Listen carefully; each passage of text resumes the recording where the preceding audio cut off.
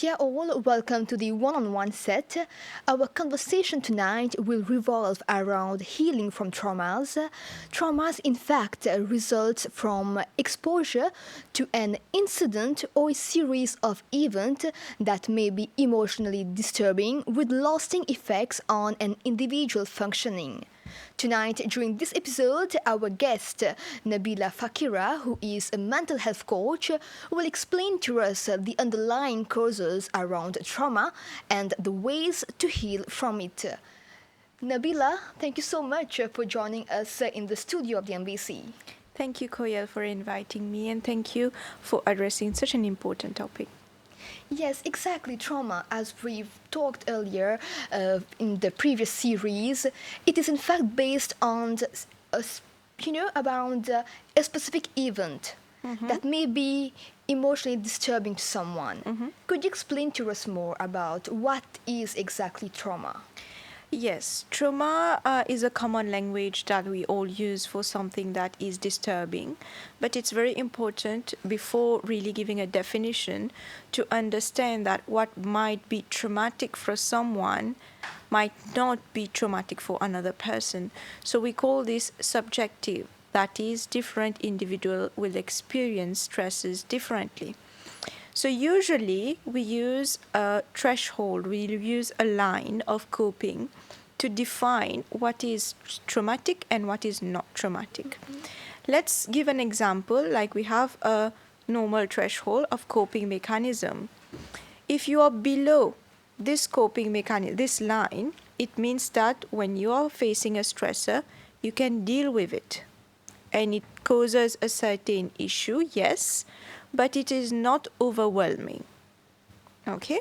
But when it comes above that line of coping, it implies that the person is having difficulties to cope with the situation. Then it makes the event more overwhelming. Overwhelming means the person starts getting symptoms of that stress. Now the overwhelming is divided into two parts. So there's one, we all feel stressed, overwhelmed at times. But traumatic experience is when you are a bit unsure of what's happening. Your body senses something, your brain is unable to process it. You have an intense emotion and sometimes it feels numb. So when there is a disbalance, when it is hard to understand what's happening, that overwhelming is beyond that threshold, then that can trigger some intense reaction in the brain, which we qualify as a trauma. So trauma is more than just stress, right? Yes. So if we use the line of coping, if it's below, that is, we can cope with the situation, it is still stressful, yes, but we can cope with it. The moment it gets beyond our coping mechanism, it creates kind of a disbalance, of a very intense emotional reaction, which leads to a lot of mental, neuropsychological, neuroscience consequences. But can trauma be linked with the violence? What are the, experiences that might be traumatic? Actually, people studying trauma has classified different type of trauma into different clusters. So right now we have 10 types of trauma. Wow, 10 types. 10 types of trauma. Obviously, when I will list the 10 type of trauma, you will understand why we have to put types. Because as practitioners, be it mental health coach, a psychologist, a counselor, we need to understand what type of trauma the person is experiencing, because the consequence will be dependent on that. Okay, so talking about the type of traumas, the first one is physical abuse. So physical abuse is the first type of trauma. Second is sexual abuse. Third is verbal abuse. So a lot of people might think that saying something to someone, oh, I've just said it and then I can get over it. No. Words Have an impact. Have an impact, a huge impact. This is why verbal abuse. And verbal abuse stays similarly to physical abuse, similarly to sexual abuse. Verbal abuse is also very, very, very impactful. The third one is physical neglect. Okay, usually child experience that a lot more. Physical neglect, emotional neglect. Okay, that's also a person is not emotionally present for you. Family member being diagnosed with a mental health difficulty. Having a member in your family who is diagnosed with severe mental health difficulties, depression, schizophrenia, etc., has a huge impact on each member. Okay, family member who are in substance abuse. Okay, and the last one is a family member who is in prison. So 10 different type of trauma for us to understand where we are going. So say for example I have a client or a patient coming in front of me, so I would, if the person has been referred because they have a particular post-traumatic stress disorder, which is a trauma, so it's important to identify what type of trauma. And now I've given you the 10 type of trauma. But can trauma be, complex or chronic as well? Yeah, complex and chronic, let's divide.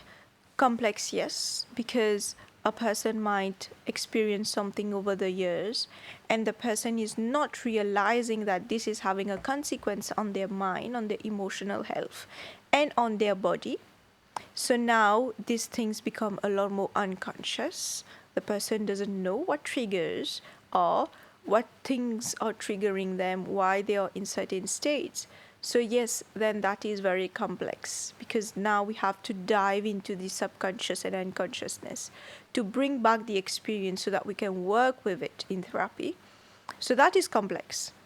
Or if you're telling me, is there any other dimensions linked to it? Yes, because when someone is experiencing trauma, obviously it will have an impact on their mood, on their emotion, on their anger management, on their intellectual ability, on their concentration, on their attention, Yeah. on their On the memory daily routine, formation. right? So is it a complex topic? Yes, it is. But for the sake of this show, we're going to keep it simple for them all to understand. Okay, but Nabila, I think that before, talking about the ways to heal from trauma, it's important to understand the sign and symptoms. Yes. So talk to us about the sign and symptoms because trauma is related to mental health. So how can we know if we are suffering from a traumatic, experience or Okay. what are the signs, symptoms? So first of all, we are going to start with breaking it down. Before I was explaining the line, that line is how much you can take in, how much you can cope with. That is very important for us individuals to understand. What is our limit? What is it that we can say, yes, I can cope with? What is it that, no, it's getting beyond? So once you know, this pen represents the line. Once you know the line, now the next question that you will be asking, right now, that stress that I'm feeling, is it below my line? Is it within my control, within my coping mechanism, or is it above that? So if it is below, you will feel stress, but it won't drag. And also, together with that stressful feeling that you're having, you will be able to think logically. So you'll be able to function. So that is still within your coping. When you find yourself now having a stressor, but not able to cope with it in terms of your logical thinking, so you are in freeze mode, you don't know, you feel numb, or you lose control over your emotion, you start fighting or you start saying things, or you just avoid the situation and you just escape and you just hide. So now you are above that line. So depending on where you are, then you might understand, okay, that's getting a bit traumatic. No, it's within my control. So this is what you need to pay attention to. And that line differs for different individual, right? Exactly. This is why I was saying that it's subjective, that is different people experience it differently, because the line varies for different people. The coping mechanism. Yeah, some actually. event can be, more stressful for someone compared to another. Yes, because why? Some people, their coping are very high. They can cope with it, while another person, it's a bit low. So this will depend on what is traumatic for someone, what is not. And how do someone respond to traumatic event? Ah. It can be like, I feel, either you go numb or you have a very impulsive reaction to that event. So that will depend on the way you actually cope with situation generally. So it's important to realize that a traumatic experience or a stressful event has a certain impact on our brain. Okay, when I say to the brain, our brain has a lot of parts to it.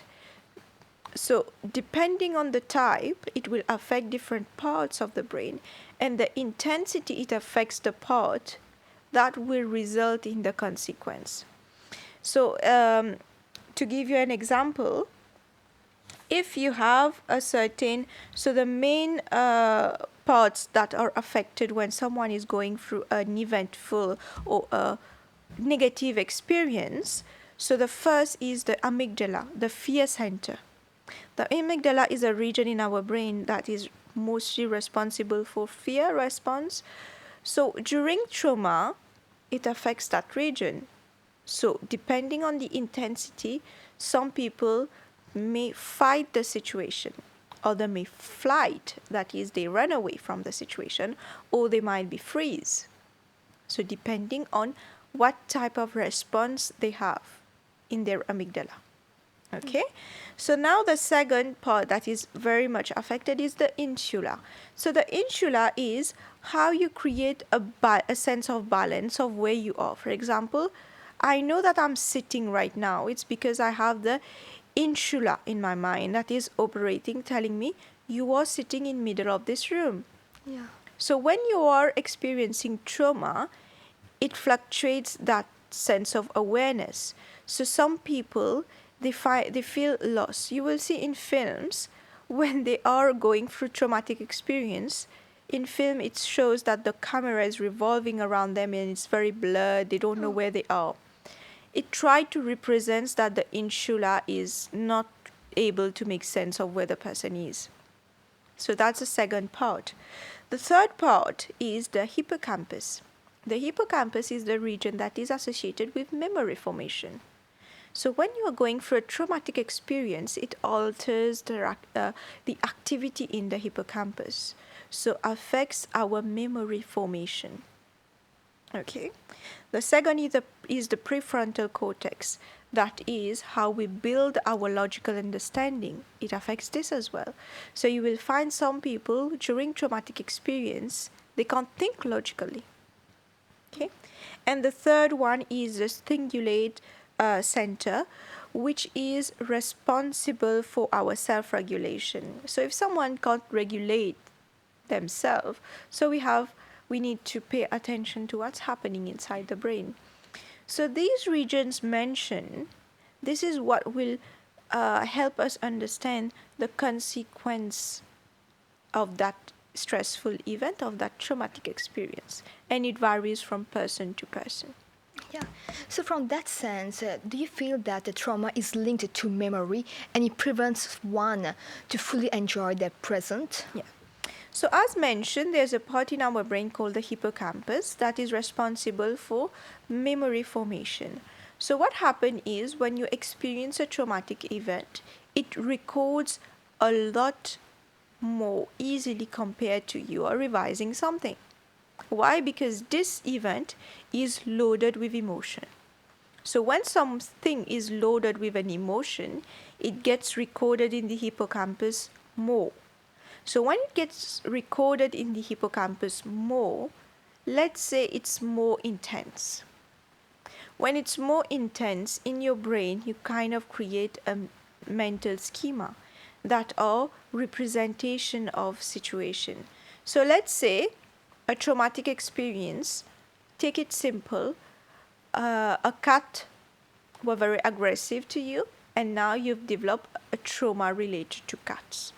Okay, so what happened is your brain records that cat equals to danger. It creates a mental schema, a template. Next time you see a cat, it activates that memory, that the association cat equals to trauma. So now you use this template to cope with your present life. So this is where the past things get back to your present life. So trauma and trigger can be interconnected, right?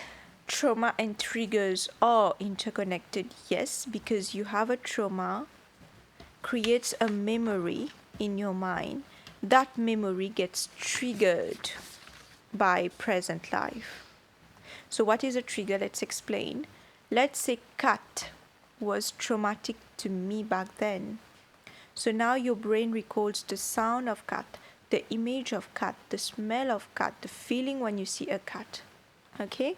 So every time you have these senses that are similar to that cat, it triggers the memory. You understand my point? Let's say you've been through a very harsh childhood. Like you had a mother very, very aggressive or a father very aggressive.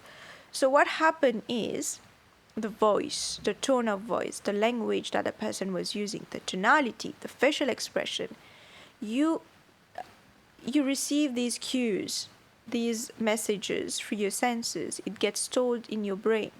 Next time, might be the person is just talking casually, but the face just changed. Yeah. And that reminds you of the event, unconsciously drawing that link. All of a sudden, you're triggered. Once you're triggered, it activates the whole circuit. And now it leads back to the symptoms. Nabila, you are a mental health coach and you've seen different cases. So do you think that it is easy for a person to detect that he or she is suffering from trauma? It depends on the person. Right now, we are having a lot of information about mental health, what is working, what is not, what is problematic, what is normal. So people are understanding a little bit more about what is happening. But some people don't actually know what's happening. So they will just tell their family members, their relatives, no, I'm strong, when in fact they are facing this and their body starts getting affected by it. So in this particular situation, you understand that some people, if you have self-awareness, you will be able to understand whether you're going through a traumatic experience, what is the intensity, and how to change it. But if you have a lack of self-awareness, this is when it becomes problematic, because you don't know what's happening. What's going on with you. Just ignore it sometimes. Exactly. And that is worse. When you ignore, you don't forget. When you ignore, it gets to your unconsciousness. And the next moment an event comes, it just erupts. And when it erupts in a very ineffective way, which reinforces the traumatic experience. And how can a traumatic event or trauma affect a person's physical health?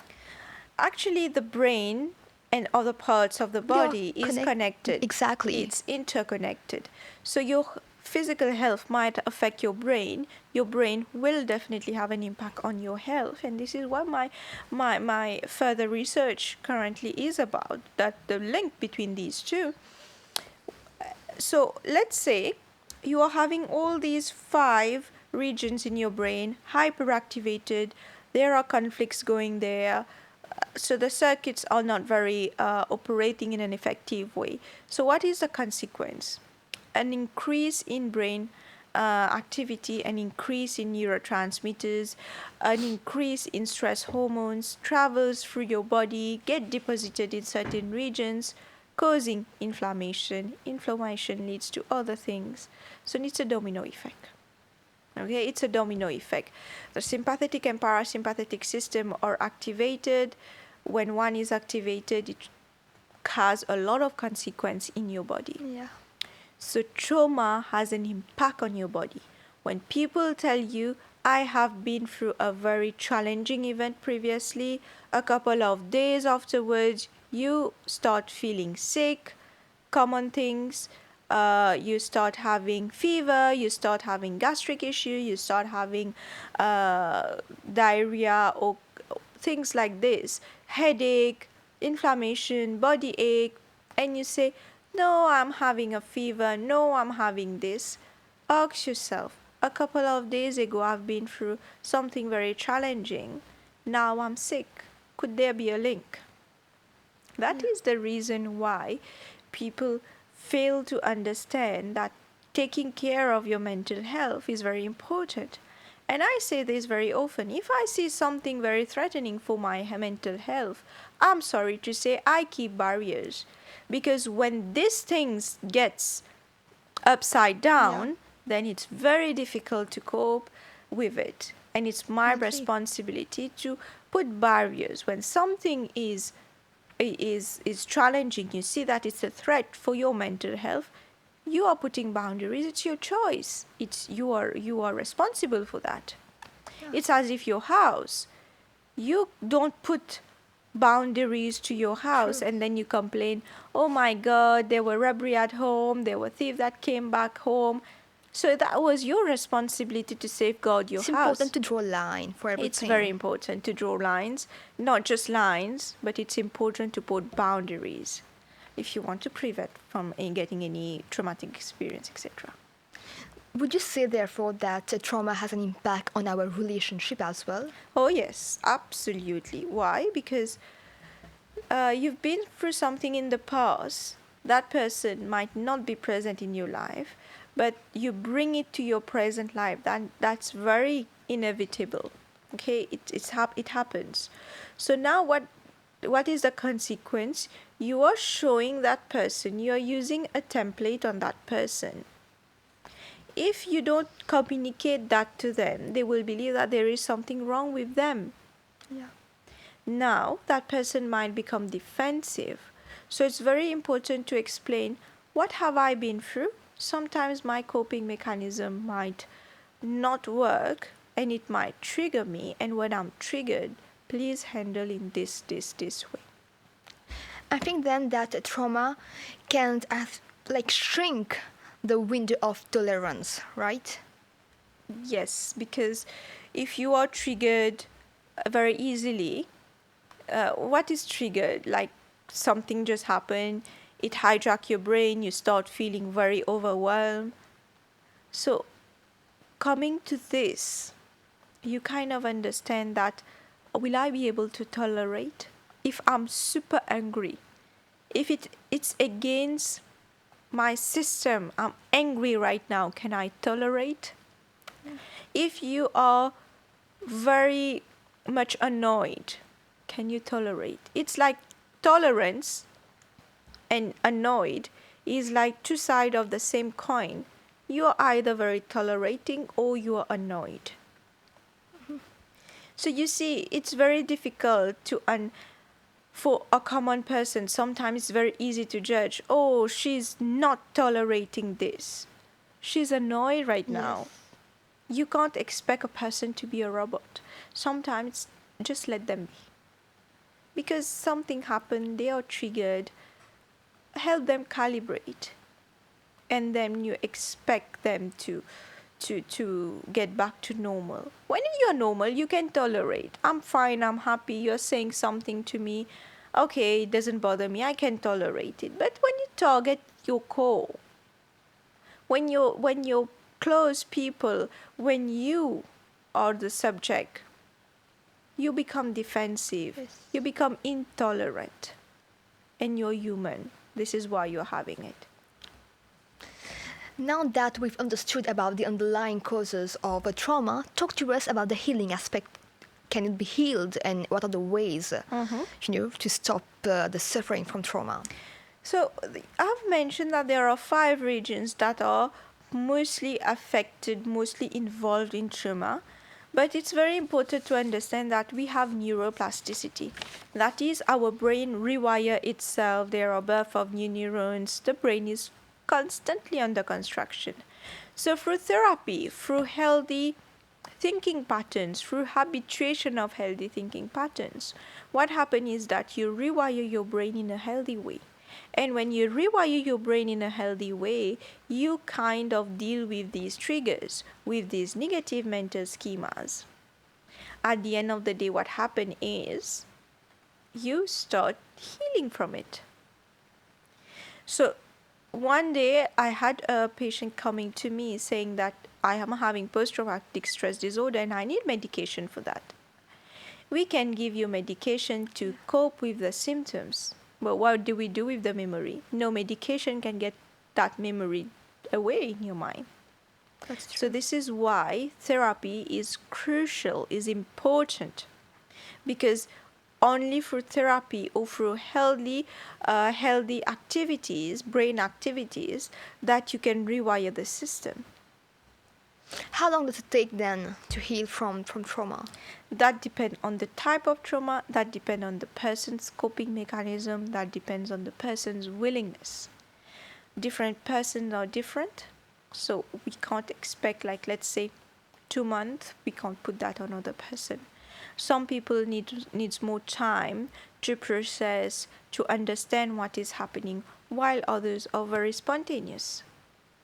So that is the main reason why we can't say, okay, it takes you 2 years, it takes you 1 month, it takes you 3 years. Some people are very aware. They just need the tools so that they can work with it. It happens within days, within weeks. But that is very rare. The person needs to be very morally strong. So can meditation or mindfulness, the way we practice it, can someone be healed by practicing those Yes. steps? Why? Because